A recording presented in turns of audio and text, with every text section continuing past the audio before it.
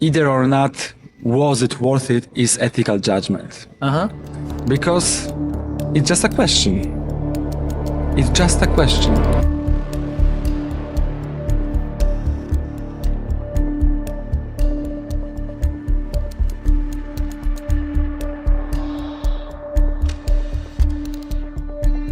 Good afternoon. My name is Daniel. Hi. Nice to meet you, Mr. Nice to meet you. Lukasz. Yeah, nice to meet you too. So firstly, I think the first punk is pretty creative.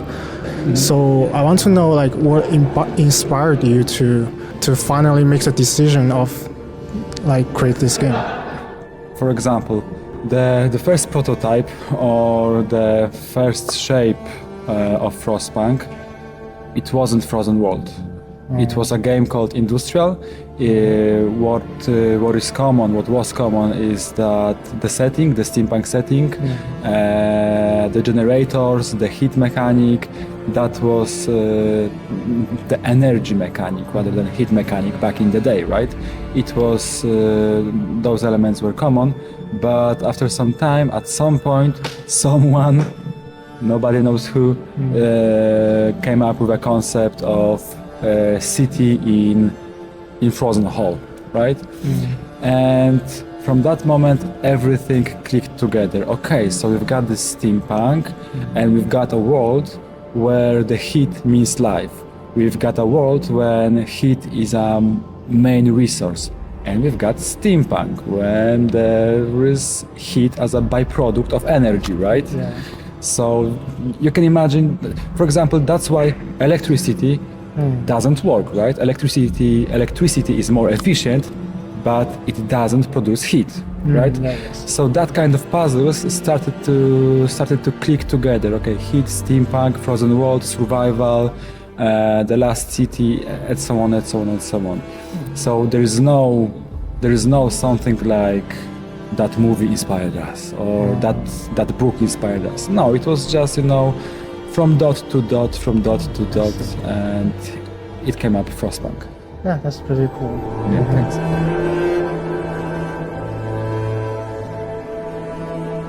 So we've been through how you create the first title of this series. So how about the second one? Because I've never seen 11-bit had make a per sequence or the second title of a series. And now you have 3 titles in this series. I have never seen this. So what about it? Was it being decided to be Frostpunk 2 as the first place? Or you just have a demo and then you find it very fit Frostpunk's world setting? Okay, gotcha. So even if Frostpunk 1 was a great success, it wasn't granted from the get-go that we will create Frostpunk 2. It wasn't. Because at 11-bit Studios we truly believe that to fully commit to the game, we have to have something to say. We have to have something meaningful to say, meaningful for us as a creators and meaningful for players. Because the thing is, me and my partner in crime, Kuba Stokalski, who is co-director of Frostpunk 2, we really don't like to waste time. We don't like to waste our time as a creators, and we don't like to waste players' time, right? Sure, we could add, for example, we should add more buildings to Frostpunk 1, or drop temperature to minus 200 degrees, or throw in even deadlier storm, but creatively it doesn't make sense for us, right? It didn't make sense to us.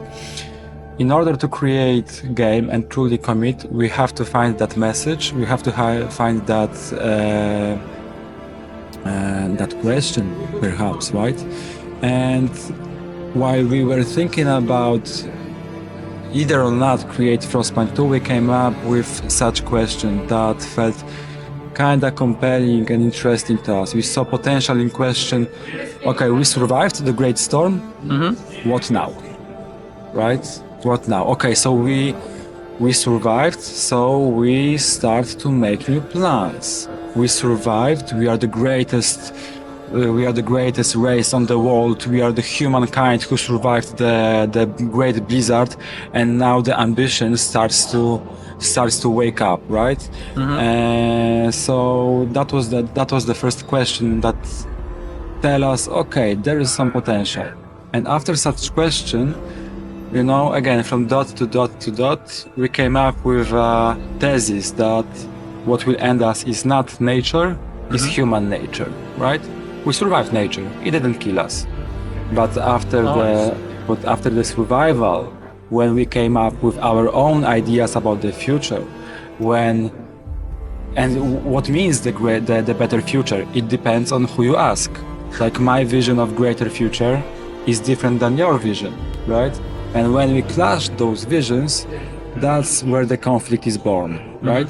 Why we created Frostpunk 2 and it's something unique for 11-bit studios is because we found something interesting to say. Take this War of Mine, for example. Sure. Right? There is no sequel for this War of Mine because till this point we didn't find anything interesting to tell in that space, basically. Maybe we will find something interesting and meaningful to say about war again in the future, but right now, no, this War of Mine, that was the message. That's it, right? 1886 is something that we planned for some time already. We are not considering it as a sequel. It's rather remaster with reiterated with added content, right? But the core of the experience, the majority of the experience will be Frostpunk 1, but on the new engine with a little bit of new content. Can I understand it as it was a remastered version of the first title? Oh, sure. Yeah.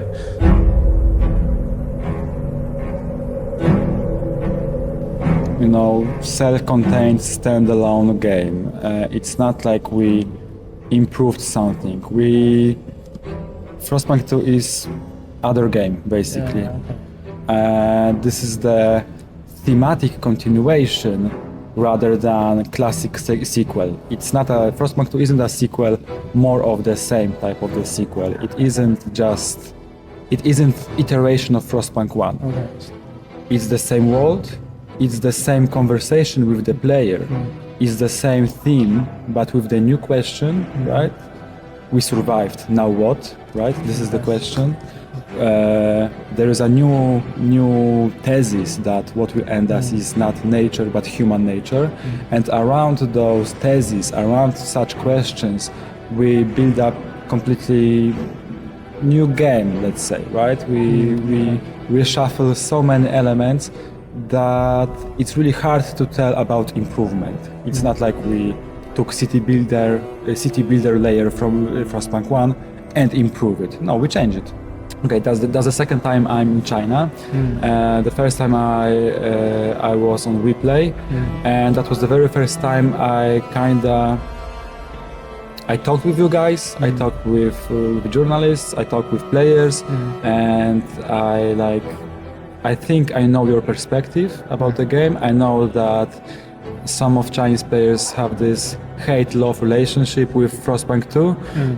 Some of them are disappointed. It's not like Frostpunk 1. Some of them are grateful that it's like something new and fresh experience. I know some expectations from Chinese players that, for example, they want to play more like with Captain, for example, from Frostpunk 1. They are lacking that power fantasy, that having control over the society. So probably, maybe, I don't know, I will build around that idea even more. It's other city builder. I see. You just mentioned the love-hate relationship from Chinese player, and you must know that it's the most from that judgment you give players when you ask them, does it worth it? You must know that, right? Of course I know that, and I love that. I love that it's so actually, easy. personally, I love that part. Yeah. Okay, so first of all, we should dismantle either or not was it worth it is ethical judgment.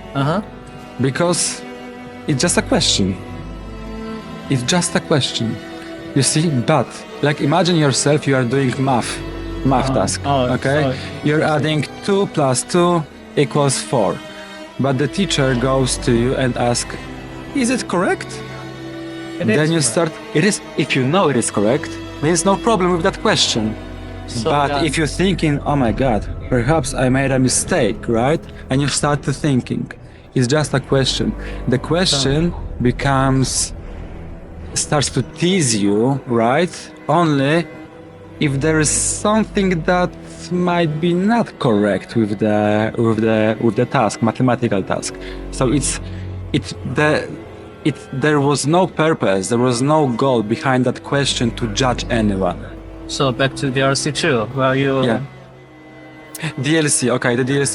So the first DLC called Spectrum will focus on faction. It will focus on deepening faction content, because we've got a feedback that some of the factions might feel similar to each other, right? Yeah. So the difference is too nuanced. The differences are too nuanced, are too in the details. So we want to amplify the contrast between factions, right? So that's why the spectrum. We want to widen the spectrum of this DLC. So that's the main theme. Yes, that will be around the content will be built around faction identity, right? Without going to the details, that's the main idea. So I hate both of them. Gosh, Yeah, I that hate both. sounds harsh. Yeah. No, that's just, of course I'm joking. Like, those are like, that's a tough question. Those are different games. You're asking me if I like apples or oranges. The mechanic is totally different, but definitely someone like Apple better. Okay, so maybe this one. I love Frostpunk. I love Frostpunk 1 for the clarity of survival mechanic. I really like this is kind of straightforward. You have to. There is a great storm. You have to survive. You've got those survival mechanics. It's quite simple deal, right? You have to survive. And the mechanics, the economical chains are quite tight. It's really nice and tight designed game. But on the other hand, I really love in Frostpunk 2 that, for me personally, is deeper.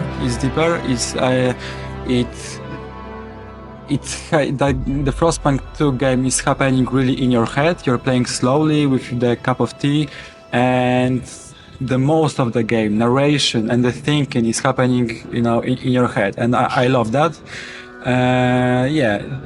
It's, for me personally, it's way deeper than Frostpunk 1, right? I see. And that's end of my questions. And hope you great success on both upcoming DLCs. Thank you. Thanks.